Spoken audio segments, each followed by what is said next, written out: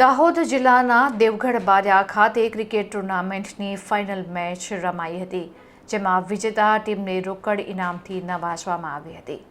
દાહોદ જિલ્લાના દેવગઢ બારિયા ખાતે આવેલ ડાંગરિયા ગ્રાઉન્ડ પર Devgadh Baria king cup night tennis open cricket ટુર્નામેન્ટની રોમાંચક ફાઇનલ મેચ યોજાઈ હતી, જેમાં ક્રિકેટ પ્રેમીઓ માટે જબરદસ્ત ટક્કર જોવા મળી હતી. ફાઇનલ મુકાબલો રસીદ 11 અને આશિફ 11 વચ્ચે રમાયો હતો. બંને ટીમો વચ્ચે થયેલ આ ઉત્કંઠાભર્યા મુકાબલામાં આશિફ 11 ટીમે શાનદાર પ્રદર્શન કરીને વિજય હાંસલ કર્યો હતો.